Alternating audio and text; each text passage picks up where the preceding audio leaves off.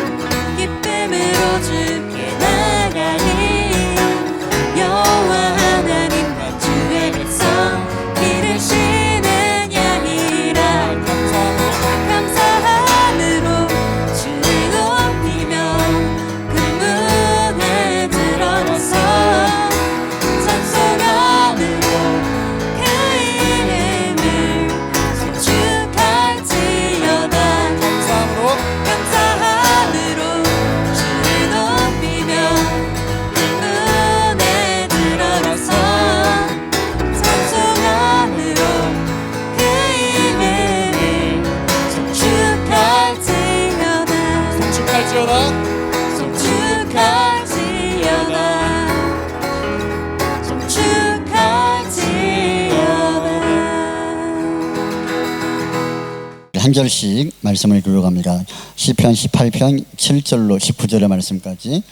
이에 땅이 진동하고 산의 터도 요동하였으니 그의 진노를 인함이로다.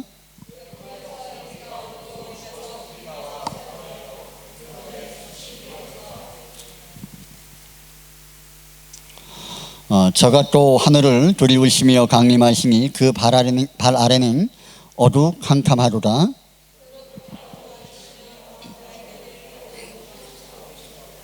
저가 흑암으로 그 숨는 곳을 삼으사 장막같이 자기를 두르게 하심이요 곧 물의 흑암과 공중의 빽빽한 구름으로 그리 하시로다.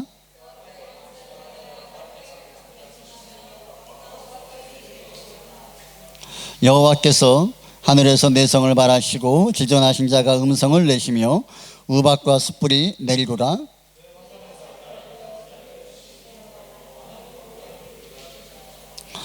이럴 때 여호와의 구질함과 콧김을 인하여 물 밑이 드러나고 세상의 터가 나타났도다.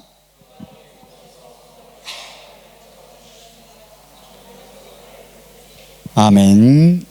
자, 시편 우리 18편의 말씀에서 우리가 지난 시간에 말씀을 나눴던 부분들은 다윗이 큰 문제와 그 환난 가운데서 다윗의 인생 가운데 가장 큰 위기라 하면 아마 사울 왕이 다윗을 죽이려고 했던 그때가 아마도 가장 위기의 때였을 겁니다. 자, 그 위기가 지나간 거예요. 지나간 다음에 이제 이 다윗이 하나님을 향하여서 드리는 이 찬양의 시가 시편 18편이라고 우리가 말씀을 한번 나누었었습니다. 그러면서 다윗이 고백하는 그 하나님을 향해서 다윗이 말하는 것은 하나님은 나의 힘이십니다 라고 말을 합니다. 여기서 말하는 힘은 사람이 생각하는 그 힘, 내가 볼 때 가장 강력한 그 힘, 이 세상에서 가장 우월한 힘을 말하는 것이 아니라 그 누구도 범접할 수 없는 하나님 자체만이 가지고 계시는 그 힘, 그 힘을 다윗이 경험하고 체험한 그 이후에 하나님은 나의 힘이시다라고 이야기를 합니다. 그 힘이 얼마나 크냐면 그 당시에 이스라엘 공동체 가운데서 가장 강력한 권력을 휘둘렀던 사울의 권력과 그 죽음의 위협에서 능히 건지시는 분, 그것이 하나님이 가지신 힘이고 그 하나님의 힘을 다윗이 경험하면서 하나님을 찬미하는 것을 봅니다. 그러면서 나는 그 하나님을 사랑할 수밖에 없다 라고 고백하는 거죠. 이제 전에 어디서 봤더라? 유튜브인가를 하나 봤는데 어떤 여자가 그 성형수술을 했어요. 성형수술을 했는데 얼마나 많이 이뻐졌느냐를 이제 전과 후를 이렇게 비교를 하는 거예요. 그래서 전 사진을 영상을 보여주면서 성형수술하기 전에 그 여자의 얼굴을 막 보여줍니다. 그러니까 평범해요. 그러니까 뭐 못난 것도 아니고 평범하더라고요.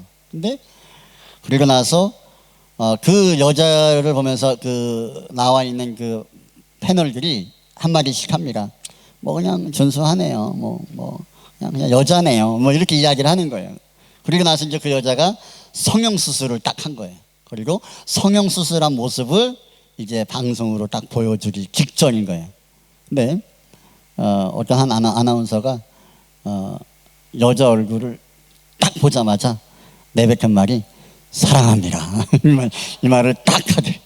사랑합니다. 그러니까 볼 것도 없이 그냥 사랑합니다라는 말을 딱 나오는 거는 그 아름다움에 압도가 되는 거예요. 아름다움에 푹 빠져버린 거죠. 그러니까 과거에 뭐 성형수술 했냐 이거 중요한 게 아니라 지금 자체의 그 아름다움에 압도가 돼가지고 그냥 사랑합니다라는 말을 내뱉더라고요. 그래서 내가 그 이야기는 얼마나 무서웠는지.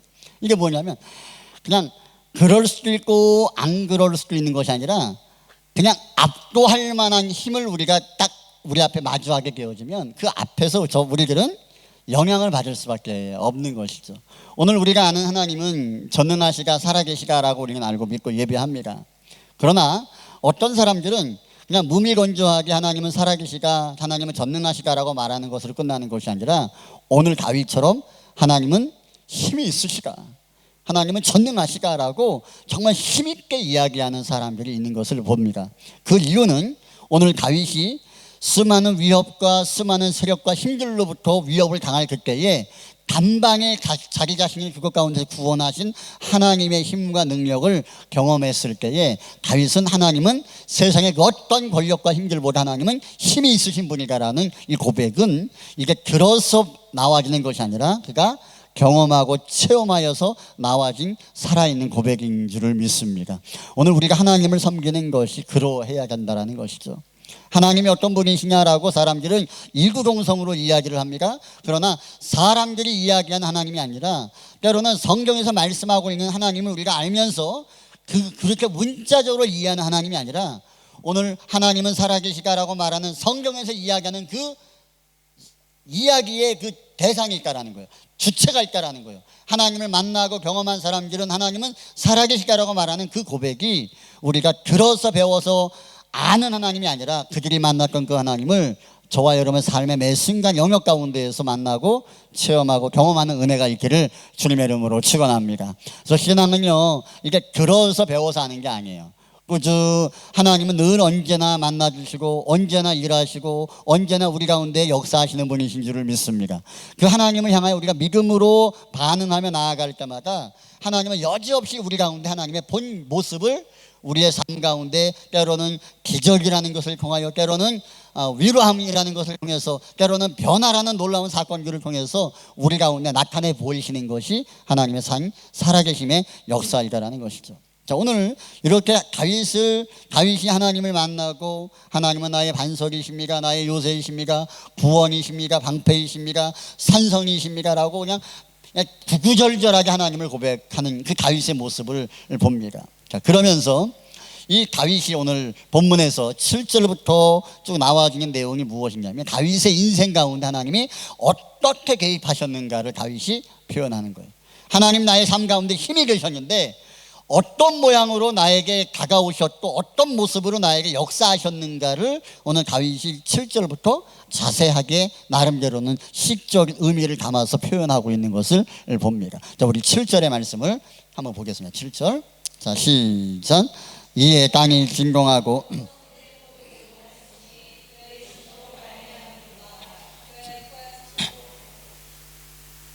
7절. 자, 이에 땅이 진동하고 산의 터도 요동하였으니, 자, 땅이 진동하고 산의 터도 요동하여, 뭐 이게 지금으로 말하면 뭐예요? 그냥 지진과 같은 것이라고 쉽게 이해하면 됩니다. 그러니까 감당할 수 없는 흔들림, 뭐 이런 거, 이런 상황 가운데 이런 일들이 벌어졌다는 거예요. 그런데 그 후반절에 보니까 뭐라 말씀합니까? 그의 진노를 인함이라. 그러니까 하나님께서 진노하셨을 때 땅이 흔들리고 산이 흔들렸다라고 말합니다. 그러니까 하나님의 그 진노함의 크기가 얼마나 컸는가라는 것을 이렇게 비유적으로 이야기하고 있는 겁니다. 그래서 우리가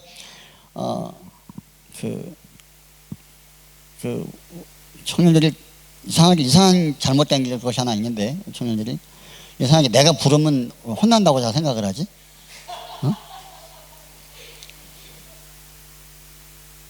내가 좀 보자 그러면은 네 알겠습니다. 그래서 언제 뵐까 이게 아니라 제가 뭐 잘못했어요. 그래서 나는 이게 내가 원래 내가 이상하게 했나, 이상하게 자꾸 혈결하고 이게 무섭진 않은데.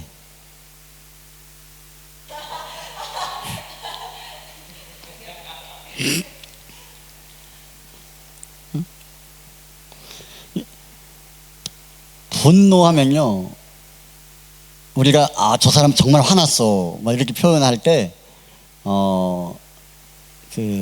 그것을 뭐 나름대로 막 묘사를 하잖아요. 그러니까 나는 그냥 화난 건데 그거를 막 살벌해 뭐 이렇게 표현을 써. 살벌해 막 야 만나면 야 죽는다, 죽어, 야 피해라 이런 식의 수식어를 갖다 붙이면서 그 분노를 자신들의 언어로 막 표현을 하고 설명을 하는 것이죠. 오늘 다윗이 자신에게 있어서 자신을 위협하고 죽이려고 했을 때에 그 다윗이 하나님을 향하여 기도했어요.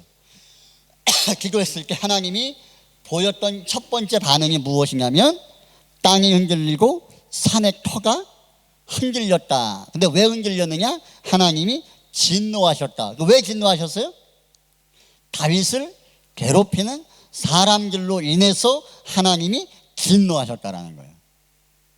다윗이 하나님이 힘이 있으시가, 하나님이 능력이 있으시가라고 이야기할 때 그 능력과 그 힘과 권능이 누구를 향해 있느냐라고 할 때 그 누군가를 향할 때는요 하나님의 심판이 되어버리는 거예요. 근데 다윗은 그 하나님의 진노와 하나님의 분노가 자신을 향해 있는 것이 아니라 지금 나를 공격하고 나를 힘들게 하는 그 사람을 향해 있다라고 이야기를 하는 겁니다. 그리고 그 하나님의 분노가 표출되어질 때 그가 서 있는 그 땅과 그 산이 흔들릴 정도로 하나님의 진노가 느껴졌다라고 이야기해요. 반대로 말하면 뭐예요? 다윗의 입장에서 보면 하나님이 엄청난 두려움과 분노를 통해서 분노를 발하시면서 누구를 위해서 발하시는 거예요?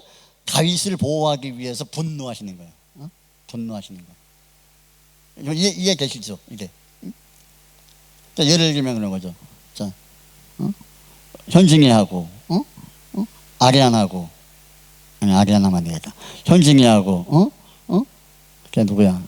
그 저기 8장 해솔이하고 싸웠어. 해솔이가 현징이를 때렸어. 근데 나는 현징이를 더 사랑했어. 예를 들어서 사랑했어. 그럼 내가 왜 때렸어? 그러니까 그냥 가만히 있는데 쳤어요. 이렇게. 그럼 내가 이놈의 새끼 막 이러면서 누가 홍화를 좁혀? 그렇게 말할 거 아니야. 그러면 이게 목사님의 분노가, 화가 해석이 가는 거겠지. 그러면은 이 말을 듣는 현진이 형아는 어떤 마음이 들겠어? 목사님이 나를 해소리보다 좀 더 생각하고 있구나. 그거 자체가 뭐요? 똑같은 분노를 바라보면서 한 사람은 두려워 떨고 한 사람은 평안한 거예요. 평안. 그러니까 다윗이 위기 가운데 있고 고난 가운데 있을 때 다윗을 공격하는 사울의 세력들 가운데에서 하나님이 산을 움직이고 땅을 움직이면서 분노를 발하시는 거예요. 그걸 다윗이 가만히 보는 거예요. 근데 하나님 왜 분노를 발하시나 가만히 보니까 나를 공격했다라는 그 이유만으로 하나님이 산을 움직이고 땅을 움직이면서 막 분노를 발하시는 게 막 느껴지는 거예요. 그거를 다윗이 느꼈을 때 어떤 마음이 들겠어요? 야, 하나님 나를 사랑하는구나. 어? 진짜 나를 사랑하는구나. 어? 산을 움직이고 땅이 갈라지게 만들 정도로 하나님이 나 때문에 분노하시는구나. 이것을 알게 봐요. 그 하나님에 대한 감격이 밀려오겠죠. 어? 별 안 느끼는 것 같은데. 그러니까 이 말이 무슨 말이냐면 하나님은요 자기 백성들의 어떤 위기나 문제를 만날 때 자기 백성들을 향해서 이렇게 보고 계시는 분이 아니라는 거예요. 고난당하고 있구나. 힘들겠네. 이렇게 바라보시는 분이 아니에요. 관찰자가 아니라는 거예요. 하나님은 자기 백성이 고난 가운데 있으면, 문제 가운데 있으면, 억울함 가운데 있으면 하나님이 너 억울하구나 라고 이렇게 관찰하시는 것이 아니라 그 일들을 고난과 그 위기 가운데 내몬 그 사람을 향해서 하나님은 분노를 발하신다는 거예요. 누구를 위해서? 자기 백성을 위해서. 자, 이게 하나님의 마음인 거예요. 그러면 그 이스라엘 백성들은, 다윗은 다 잘했어요? 다 잘한 게 아니잖아요. 어떤 이유만으로? 자기 백성이다라는 이유만으로 무조건적으로 일단 감싸고 보는 거예요. 이게 하나님이에요. 오늘 우리가 하나님을 향하여 갖는 두려움이 있어요. 하나님이 세상을 심판하시는 것도 있지만 내가 하나님의 뜻 가운데 거하지 않은 나 자신을 바라보면서 하나님 나를 책망하시면 어떨까, 이런 두려움이 우리 가운데 엄습할 때가 있습니다. 그러나 하나님은요 우리가 허물과 죄악 가운데 있을지라도 우리들을 단방에 쳐내시는 것이 아니라 오늘도 우리들을 불쌍히 여기시는 분이심을 믿으시기 바랍니다. 때로는 우리가 하나님 원치 않는 자리 가운데 있어도 우리가 어떤 소속감이 있어요? 우리는 하나님의 자녀이다라는 이런 소속감에 대한 것에 대해서 의심하지 않기를 축원합니다. 따라합니다. 나는 하나님의 자녀. 이건 바뀌어 안 바뀌어요? 이건 절대 안 바뀌는 거예요. 절대 안 바뀌어요. 사랑하는 남자와 사랑하는 여자의 마음은 바뀌어 안 바뀌어요? 그럼 수백 번 바뀔 수 있어. 그러나 하나님이 우리를 향한 마음은 절대 안 바뀐다. 바뀌면 뭐예요? 바뀌면 하나님이 아닌 거예요. 바뀌면 하나님이 약속하신 것에 대해서, 말씀하신 것에 대해서 하나님이 약속을 이행하시지 않고 바꾸시면 하나님이 그렇지 않기 때문에 하나님은 자신의 영광을 위해서 자신이 내뱉고 자신이 약속한 것에 대해서 반드시 신실하게 이행하시는 분인 줄을 믿습니다. 그래서 변하지 않는 게 뭐예요? 나는 하나님의 자녀이다라는 거예요. 그래서 다윗이 불완전한 자리 가운데 있을지라도 그 다윗이 가장 잘했던 것이 무엇이냐면 하나님을 향하여서 나아가는 거예요. 나 힘들다는 거예요. 나 고난받는다는 거예요. 누구 때문에 괴롭다는 거예요. 그러면서 그 상황들을 알을 때 하나님은 그 사람의 편에서 이야기하는 것이 아니라 내 편에서 하나님이 항상 이야기를 하신다라는, 이것이 성도가 누리는 위로라는 겁니다. 요즘은 안 그러는데 옛날에는 그런 게 있었어요. 집사람이 가끔씩 누구를 비방할 때가 있어. 꼴보기 싫다고. 그 옆집 아줌마 너무 힘들다고, 나하고 안 맞는 스타일이라고, 어떻게 사람이 이렇게 그러냐고 이러면서 막 제 앞에서, 옛날에는 한두 번 정도 그런 적이 있었어요. 그럼 제가 그때 뭐라는지 알아요?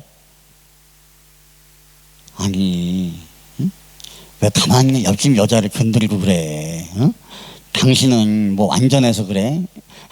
이러면서 그냥 이렇게 객관적인 입장에서 내가, 제 3자 입장에서 내가 이야기를 한 적이 있었어요. 그때 미쳤었죠. 그때는 제정신이 아니었죠. 그때는. 그러면은요, 이게 옆집 아줌마가 미운 게 아니라 누가 더 미워요? 내가 더 미운 거야. 그때부터 밥도 안 해주고 말도 안 하고 그러는 거예요. 이제 그 사건 이후에 제가 지혜를 얻었죠. 무조건 당신이 옳다. 속상하냐? 어떤 놈의 새끼가 당신을 속상하겠냐? 같이 욕하면서 같이 비방해주고 한술 더 떠서 더 합니다. 우리끼리 있을게 이야기를 합니다. 그래서 당신은 아무 문제 없다고, 응? 응? 그놈이 문제라고 이러면서 이야기를 합니다. 그럴 때 그 말로 인해서 그 상황적인 사실들은 바뀌어 안 바뀌어요? 그건 안 바뀌는 거예요. 근데 거기서 받는 위로가 뭐예요? 아, 저 사람은 내 편이구나. 내 편이구나. 야, 이거는 안 바뀌는구나. 수많은 사람들이 이건 아니다라고 이야기하고, 아, 저 인간은 내 편을 되니까, 아, 이게 맞는 거구나. 그것의 위로를 받는 거예요. 이제 성도의 위로는요, 내가 옳으냐 틀리냐 맞냐 잘못됐느냐 이 부분들을 사람들이 어떻게 바라보고 내 스스로가 어떻게 바라보고 평가를 해보면요, 객관적인 평가는 다 문제투성이요. 그런데도 불구하고 하나님이 우리들을 향하여 평가하시고 판단하시는 기준은요, 너는 내 백성이라는 거예요. 넌 내 거라는 거예요. 넌 나의 소유라는 거예요. 그러니까 나는 너의 편이라는 것에 대한 하나님의 시각은 단 한 번도 바뀌지 않는다는 사실들을 저와 여러분이 기억할 수 있기를 바랍니다. 이것을 기억하는 것만으로도 우리가 위로가 되는 거예요. 이 다윗에게 위로, 내가 하나님을 사랑합니다, 내가 여호와를 사랑합니다라고 말하는 말들이요, 사랑할 수밖에 없어요. 다윗은요. 왜? 권력과 힘을 가진 사람들이 다윗을 다 죽이려고 했는데 하나님이 내 편이 되셔서 나를 공격하는 사람들의 땅을 흔들어버리고 산을 흔들어버리고 판을 흔들어버려. 그러면서 나를 보호하시는 거예요. 이것을 다윗이 경험하니까 그 입에서 내가 여호와를 사랑합니다라는 말이 대박 나올 수밖에 없는 것이죠. 여러분, 이런 고백이 저와 여러분 가운데 있어지기를 축원합니다. 하나님이 나의 하나님이심을 우리가 인지하고 깨달을 때 우리는 이런 다윗과 같은 아름다운 고백들을 할 수가 있다라는 겁니다. 더 나아가서 오늘 10절 위의 말씀에서 보면 한번 10절의 말씀 한번 읽어볼게요. 10절. 자, 시작.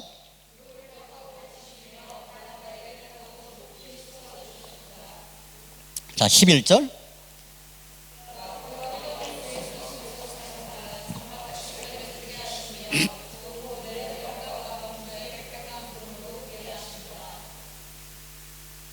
자, 12절 시작.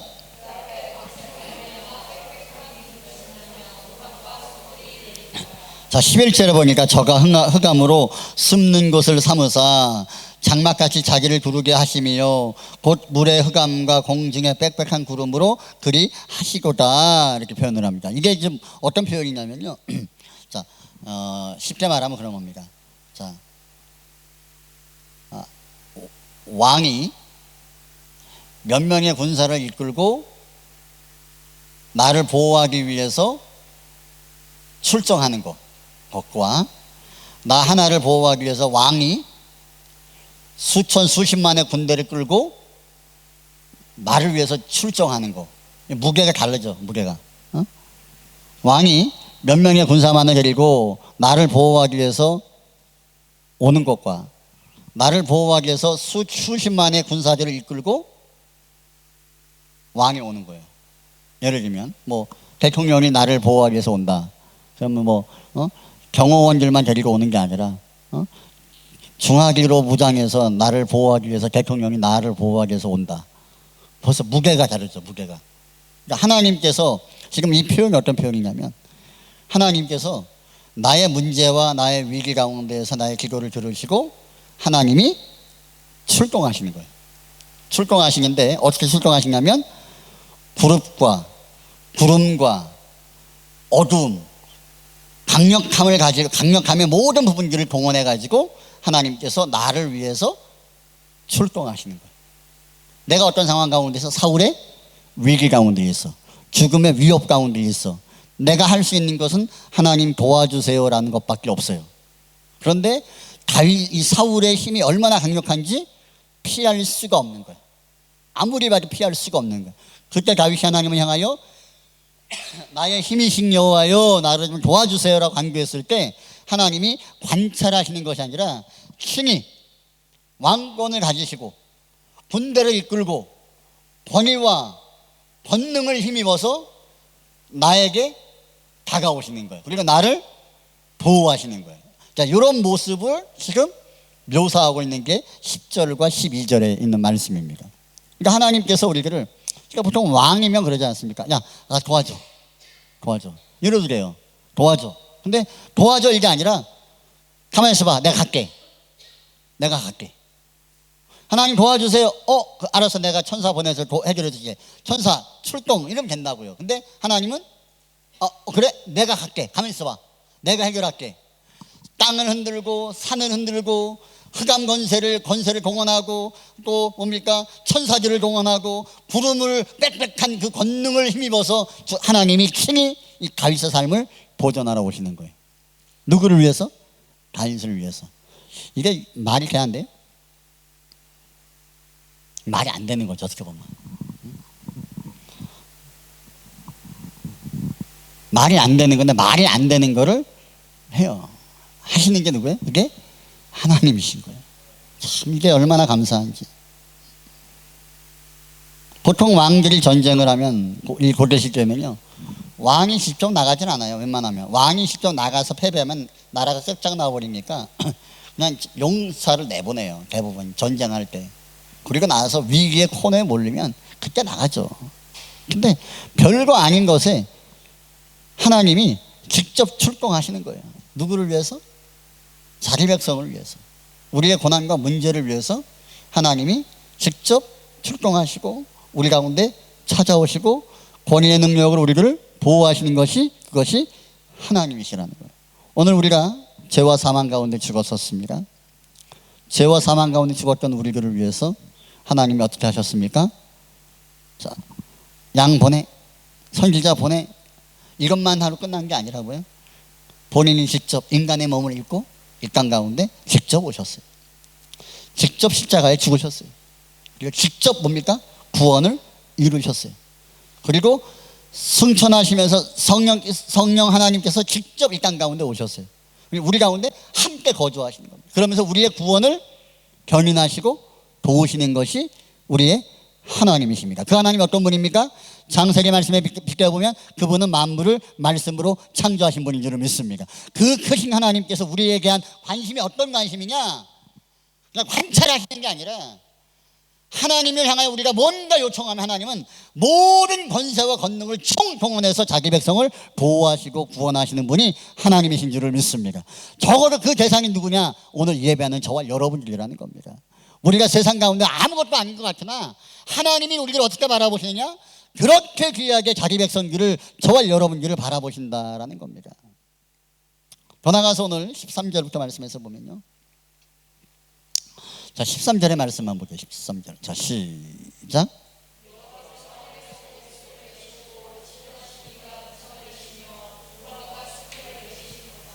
자, 14절.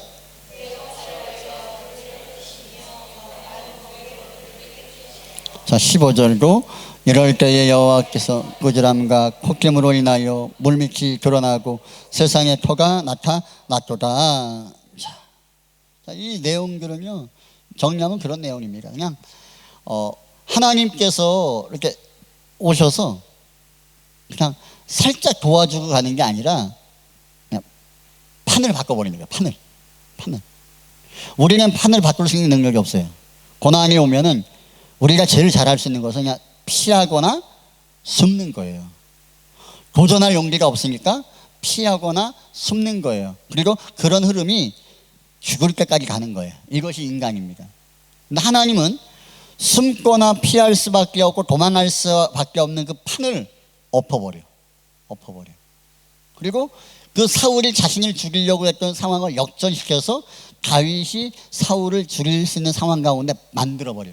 하나님이 절대로 사울의 왕권이 깨질 것 같지 않았는데, 무너질 것 같지 않았는데 하나님이 사울의 왕권을 깨버려요. 완전 판을 바꿔버리는 것이 누구예요? 그것이 하나님인 거예요. 우리가 기도하고 우리가 간구하는 것은 지금 다윗이 연장 기도했던 건 뭡니까? 여러분 다윗이 기도할 때 하나님의 나라를 기도했겠어요? 다윗이? 사울에게 쫓길 때? 무슨 기도했겠어요? 사울이? 살려주세요. 우리가 맨날 하는 거예요. 살려주세요. 도와주세요. 그런 기도 했을 거예요. 뭐 하나님의 나라와 뭐 하나님의 영광과 뭐 하나님의 뜻이 이 땅 가운데 이루어지는 기도, 그 기도 우리가 못 하잖아요. 우리 코너에 몰리면. 다윗도 마찬가지. 그런 기도 안 했어요. 그냥 도와주세요, 살려주세요. 이게 다예요. 근데 도와주세요, 살려주세요라고 했을 때 그 위기가 잠깐 넘어가면 우리는 살았다, 한 곱이 넘었다라고 하지만 여전히 그 상황은 바뀌는 것이 아니라는 겁니다. 그러나 절대로 바뀔 수 없을 것 같은 상황과 판을 바꾸시는 것이 그것이 하나님이라는 거예요. 여러분, 질서를 만드신 게 하나님인 줄 믿습니다. 이 세상은 질서가 있죠. 질서. 응? 보이지 않는 질서가 있어요. 우주에도 보이지 않는 질서가 있어요. 인간관계에도 질서가 있어요. 하나님과 사람 사이에 질서가 있어요. 그 질서를 깨면은 뭐요? 그게 문제 있는 거다라고 다 우리가 선을 넘는 거다라고 이야기를 하는 거예요. 근데 그 질서를 만드신 게 누구예요? 규범과 윤리와 때는 도덕과 성경에서 하나님과 우리 사이에 질서를 만드시고 우주의 질서를 만드신 그 질서의 주관자가 누구예요? 그게 하나님이셔요. 하나님이 그 질서를 만드셨기 때문에 권력이 있는 자와 권력이 없는 자, 억압하는 자와 억압받는 자, 이런 모든 질서를 만드신 것이 하나님이라고 한다면요, 그 판을 바꾸실 수 있는 걸 누가 바꾸시는 거예요? 하나님이 바꾸시는 거예요. 이제 우리가 하나님을 향해 기도할 때 다윗은 살려달라고 기도했을 거예요. 살려달라고. 제발 좀 이 놀라운 권능 앞에서 나를 좀 살려주십시오라고 기도했을 겁니다. 근데 하나님은 이 다윗의 간구를 들으시고 다윗이 생각하는 그 이상의 것을 하나님이 허락하시기를 왕이 될 수 없는 자를 왕으로 만들어 버리시고 권력이 없는 자의 위치에 있는 다윗을 권력자로 세워버리는 겁니다. 그리고 절대 떨어지지 않을 것 같은 사울을 하나님이 쳐버리는 거예요. 이런 질서를 바꾸시는 것이 누구냐? 그것이 오늘 우리가 믿는 하나님이신 줄을 믿습니다. 우리는 인생 역전을 꿈꿔요. 응? 인생 역전. 인생 역전은 로또. 로또. 근데 인생 역전은요, 로또가 아니야 뭐예요? 우리가 오늘 말씀의 개인에서 보면 하나님이 인생 역전의 질서와 상황을 판을 바꾸시는 분이 하나님이시다라는 것을 오늘 다윗은 고백하고 있습니다. 오늘 저와 여러분들이 오늘 하나님을 섬기면서 우리가 하나님을 어디까지 어떻게 인정하느냐는 참 중요한 것 같아요. 아이들이 우리 아빠는 나에게 100불 이상은 줄 수 없어 라고 생각하면요, 그 아이들은 100불 이상을 요구하지 않아요. 우리 아빠는 나에게 1000불까지 줄 수 있어 라고 생각하는 아이는요, 100불 구하지 않습니다. 그냥 1000불 달라고 하지. 응? 달라고 하죠. 우리가 하나님의 능력은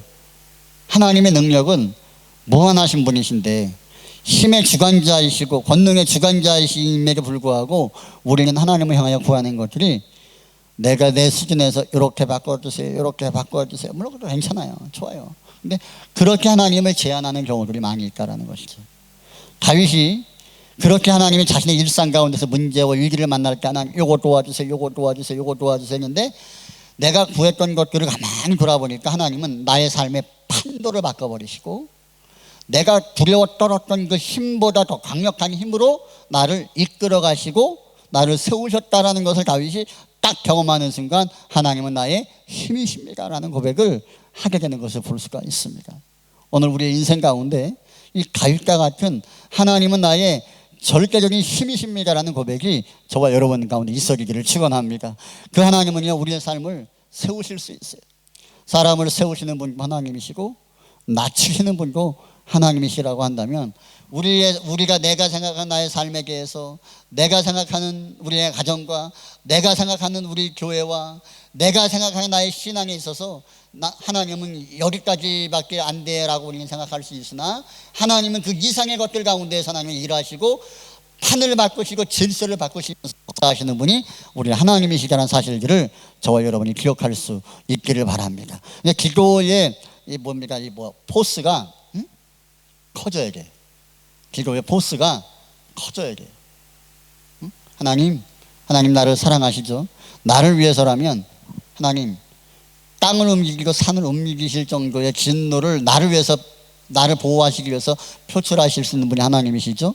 하나님, 나의 삶의 판도가 주님의 손에 있습니다. 하나님, 이 판을 나는 바꿀 수 없는데 주님의 힘으로 바꾸어 주세요, 세워 주세요라고 우리가 믿음 안에서 바라보고 꿈꾸는 여러분 믿음의 사람을 되기를 주님의 이름으로 축원합니다.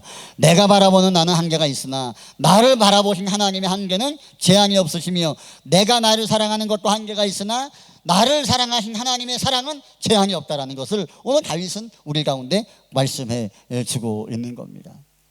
마지막으로 오늘 16절의 말씀에서 보면요, 다윗은 16절의 말씀 한번 보겠습니다. 16절 시작.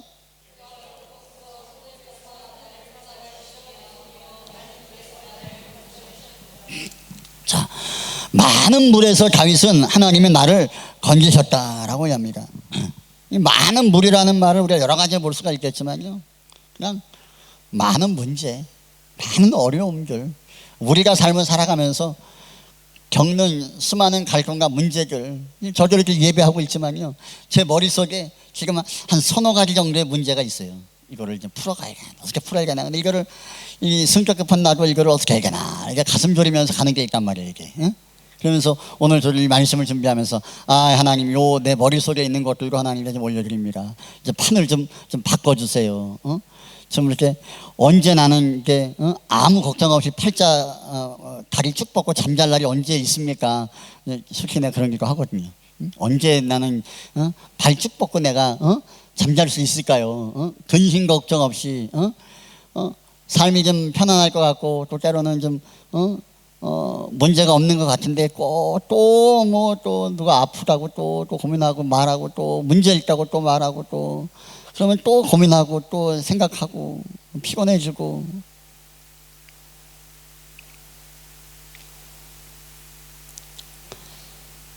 언제나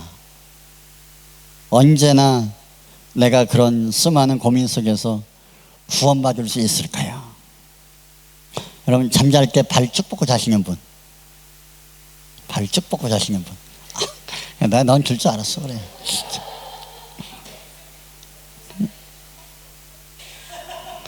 아니야, 요새 내가 이렇게 잔단 말이야. 근심 걱정 있을 때 너는 대자로 자지. 응? 응? 너의 고민과 너의 고통과 너의 걱정과 염려가 다 네 아버지한테 있어, 임마. 자식아. 그래서 네가 자는 거야. 응? 완전히 빠져서 죽을 수밖에 없는 그 상황 가운데에서 다윗이 고백하는 거 뭡니까? 하나님 나를 건지셨다. 여러분, 물 수영 영돈이 잘하나? 맨날 하잖아, 수영. 나는 수영은 뭐 죽지 않을 만큼은 하긴 하는데, 수영을 잘하는 사람한테 물은요 무서운 게 아니죠. 아닌가?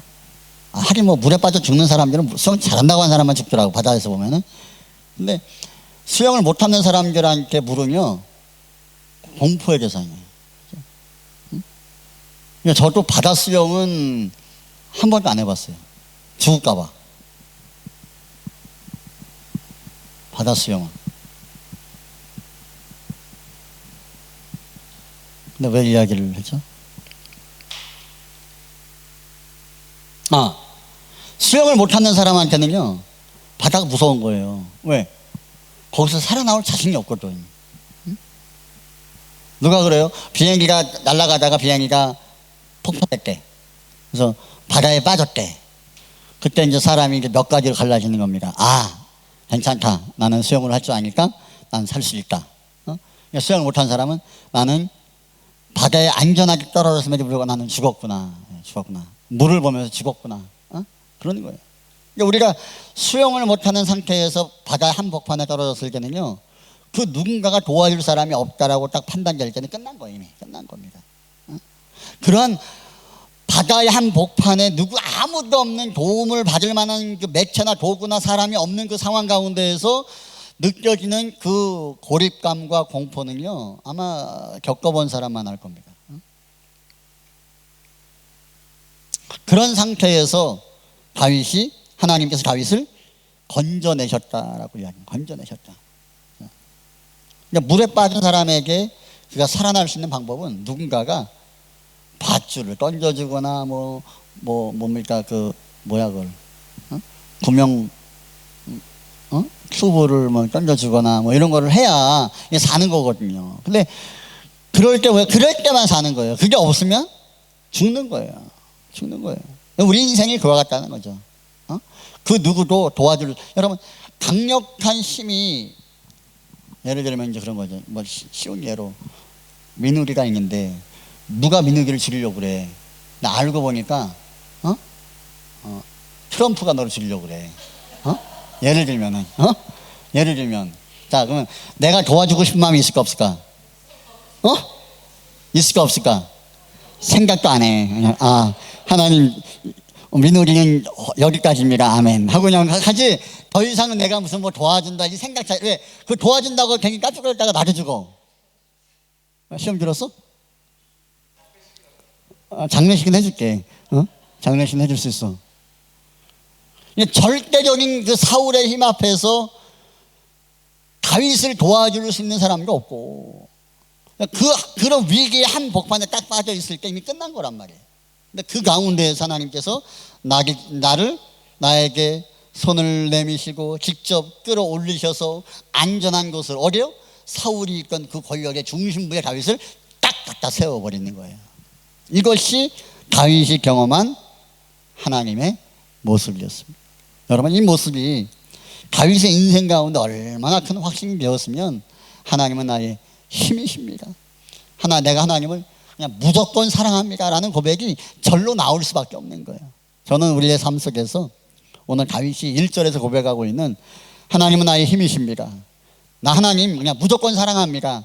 이런 고백이, 이런 다윗과 같은 위기 가운데 하나님을 향하여 기도했을 때, 하나님의 도움을 구했을 때, 하나님이 군사를 이끌고 천군천사를 이끌고 땅과 바다를 판을 흔들어가면서 우리를 구원하시는 것들을 목도하는 것으로 말미암아 이런 고백이 저와 여러분 가운데 나와질 수 있기를 주님의 이름으로 축원합니다. 이것이 다윗에게만 있어지는 것이 아니라 오늘도 동일하게 하나님의 자녀가 되어진 저와 여러분들을 향해서 하나님은 지금도 거침없이 우리 가운데 일하실 수 있다는 사실들을 우리가 기억하고, 그 하나님을 변함없이 바라보는 그 시선이 저와 여러분 가운데 있어질 수 있기를 주님의 이름으로 축원합니다. 살아계신 하나님 감사합니다. 오늘 우리가 세상 가운데 아무것도 아닌 존재이라고 우리는 알고 있으나, 아무것도 않은 우리들을 하나님 사랑하셔서 독생자를 아들 예수 그리스도를 이 땅 가운데 보내시고 죽기까지 우리들을 사랑하실 정도로 우리들을 향한 하나님의 마음이 얼마나 큰가를 다시 한번 우리가 눈을 들어 바라봅니다. 세상 가운데 아무것도 아닌 것 같으나 나 같은 한 사람을 주님이 피 흘려 죽으신 그 큰 사랑의 대가가 바로 내 안에 있음을 우리는 압니다. 하나님, 나를 향한 하나님의 선한 계획이 있으시며 나를 향한 놀라운 권능과 능력을 행하실 수 있는 의사가 있으신 것이 오늘 우리가 믿는 하나님이신 줄을 믿사오니, 우리의 입을 넓게 열게 하시고 우리의 기도를 넓게, 크게, 높게 기도하게 도와주셔서 오늘 다윗이 하나님을 향하여 간구했을 때에 권능이 되시고 능력이 되시고 분노를 말하시면서까지 다윗을 보존하셨던 하나님의 놀라운 역사가, 때로는 상황과 질서와 판을 바꾸시면서 하나님이 다윗을 보호하셨던 하나님의 놀라운 역사가 우리 삶 가운데 경험되어질 수 있도록 도와주시고, 다윗이 고백했던 하나님은 나의 힘이십니다, 내가 여호와를 사랑합니다라는 고백이 우리의 삶 가운데 끊임없이 나와질 수 있도록 우리 가운데 일하여 주시옵소서. 하나님, 교회 가운데 기도하는 제목들이 있습니다. 응답하시고 하나님, 사순절 기간에 제목들을 끌어안고 우리가 함께 읽어가며 기도하며 나아갈 때에 하나님이 응답하시고 역사하시는 것을 목도하게 하여 주시고, 병든자들을 위해 기도할 때에 주님 찾아가 주시고 비모전선으로 안수하여 주셔서 낫는 역사가 있게 도와주시고 좋은 소식이 들려질 수 있도록 우리 성령 하나님께서 친히 함께하여 주시옵소서. 남은 한 주간 주께서 인도해 주시고 주 안에 승리하는 한 주간 되게 하여 주시옵소서. 살아계신 예수님의 이름으로 기도합니다. 아멘. 하늘에 계신 우리 아버지 이름을 거룩하게 하시며 아버지 나라가 오게 하시며 아버지의 뜻이 하늘에서와 같이 땅에서도 이루어지게 하소서. 오늘 우리에게 일용할 양식을 주시고 우리가 우리에게 잘못한 사람을 용서해 준 것 같이 우리 죄를 용서해 주시고 우리를 시험에 빠지지 않게 하시고 악에서 구하소서. 나라와 권능과 영광이 아버지의 것입니다. 아멘. 네, 감사합니다. 우리 박수 하는 영광 돌리겠습니다. 감사합니다. 자, 금식 기도